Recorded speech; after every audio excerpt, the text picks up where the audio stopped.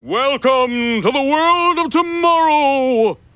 Why do you always have to say it that way? Welcome to WatchMojo, and today we're counting down our picks for the top 10 predictions from 1900 that were right and wrong.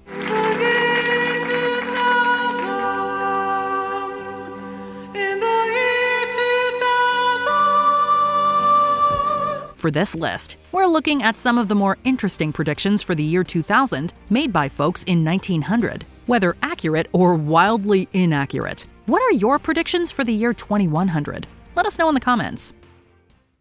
Number 10. Live performance from a distance. Right. At the turn of the 20th century, thoughts about life in the future were plentiful, from individual predictions to marketing campaigns. German chocolate company Hildebrands commissioned this series of postcards, some of which were nonsensical, while others were pretty spot on. One postcard depicted theater in the year 2000 and showed a woman performing on a stage in one location and being projected onto a wall with a source of sound in another. Though the audience's wardrobe is different today, the basic idea is correct. We have multiple means of watching or listening to pretty much anything live from a distance, such as television, radio, and the internet. We left the petticoats behind, however. Number 9. Insta-Chickens. Wrong. Can't wait for the proper gestation of your chickens? Why not try this Insta-Chicken machine? Simply insert the eggs in one end, the machine does something, and out the other side come chickens. Wow! And wrong. We definitely don't have this. Nor does it seem like a viable idea at all. There's no explanation as to what exactly is happening to the eggs in the steam-powered atrocity, and honestly, we'd rather not know. This is one of a series of cards by French artist Jean-Marc Coté. They were never released, as the company that commissioned them went out of business. They did predict the use of complex machinery in farming on another card though, sans Insta-Chickens. Number 8. Hot and cold air from spigots. Right. John Elfrith Watkins was a mining engineer, railroad clerk, and curator of mechanical technology at the United States National Museum. In December of 1900, he contributed an article to the Ladies' Home Journal in which he listed his predictions for the dawn of the 21st century. As always, some were right and others wrong. One thing he got right was the use of spigots, or faucets, to distribute hot and cold air into interior spaces, modern-day heating or air conditioning. He also accurately predicted the replacement of horse travel by automobiles, and that by the year 2001, trains would reach speeds of 150 miles per hour. Number 7. Construction machinery. Mixed. Jean-Marc Coté, the artist who gave us Insta-Chickens, did have some good ideas. One of the cards depicted the use of complex machinery on a construction site. Though the method on the card is perhaps not quite how it's done, the use of machinery for heavy lifting in construction projects is very much the norm. However, we still have humans on sites for manual labor, and the architect isn't usually hands-on in the construction process. In fact, this little detail will likely irk the engineers in the audience. Number 6. Dishonorable warfare. Wrong. Scottish-American industrialist Andrew Carnegie was a strong anti-warfare advocate. In fact, he attempted to bribe Kaiser Wilhelm II to prevent World War I, offering to pay millions for peace, with no success. Carnegie's prediction for the year 2000 was along these lines. He hoped to see warfare, quote, become the most dishonorable profession. While subsequent conflicts have opened people's eyes to the hell of war and the atrocities that accompany it, we'd have to call this prediction largely inaccurate, both in terms of how many people see warfare and military service.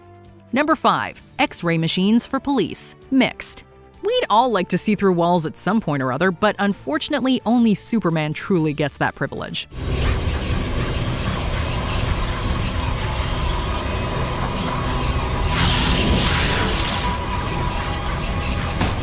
One of Hildebrands' postcards depicts X-ray machines for policemen and shows a cop behind a wall using a machine that allows him to witness the crime taking place behind it. Technically, one could say this is possible, though through other means, heat signatures or security cameras. But the technology to see directly through walls has yet to be invented, and to be honest, that's probably a good thing. It would likely pose more of a problem than anything else, as it would undoubtedly end up in the wrong hands.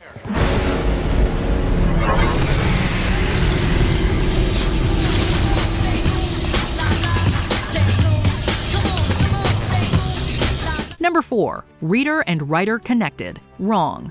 Naturally enough, The prediction of English poet and author Richard Le Gallienne focused on the relationship between writer and reader. Le Gallienne hoped that, quote, some more direct medium between the mind of the writer and the mind of the reader may be invented by some Edison of the future. His description of such a device involved the speechless transfer of words from the author's mind to the reader's mind. Perhaps this will be achieved in the future using brain-computer interfaces. For now, though, it's just a dream. Arguably, we can more easily visualize stories that other people create, though, thanks to TV, film, and video games. Number 3. Contraceptives and Society. Right. In an article from Galaxy Magazine's February 1952 issue, author and aeronautical engineer Robert A. Heinlein wrote his own predictions for the future, and some were quite progressive for his time. Heinlein wrote, "Contraception and control of disease is revising relations between the sexes to an extent that will change our entire social and economic structure." He took a socio-economic standpoint when considering contraception, which is kind of refreshing for a 1950s point of view. The contraceptive pill was released to the public in May of 1950, and it definitely has since changed societal norms, playing a role in the sexual revolution of the 60s and 70s. And the birth rate went way down. We went from the baby boom to the baby bust. Number 2. Noiseless, pollutionless cities. Wrong. In an article published in the Boston Globe on Christmas Eve of 1900, Thomas F. Anderson described his idea of a futuristic Boston. Among other things we don't have, such as citywide pneumatic tube delivery, Anderson imagined a quiet city without pollution. That included noise pollution, something he saw disappearing with the horse and buggy. Well, this prediction was largely inaccurate. We may have gotten rid of some forms of pollution, but we've created quite a few others. He did accurately predict that, quote, women will have taken a much more important position in the business and political life, although it's certainly been a long climb. Before we continue, be sure to subscribe to our channel and ring the bell to get notified about our latest videos. You have the option to be notified for occasional videos or all of them. If you're on your phone, make sure you go into your settings and switch on notifications. Number 1. Centenarians everywhere. Mixed. There have, of course, been many changes to the average human life expectancy over the centuries. Though we have made some impressive breakthroughs in science and medicine, speculation in 1900 was perhaps a little optimistic. Russian zoologist, immunologist, and Nobel Prize recipient Ilya Mechnikov predicted that in the year 2000, the average life expectancy would be 60 years. This is actually close, as according to the UN, the 2000 average was 66.2 years. However, Mechnikov also thought, quote, centenarians will be plentiful and hardy along the shady broad streets of the next century. Though we do have more centenarians than at the turn of the 19th century, we wouldn't say they're plentiful, and they aren't often seen jauntily strolling the streets. Did you enjoy this video? Check out these other clips from WatchMojo, and be sure to subscribe and ring the bell to be notified about our latest videos.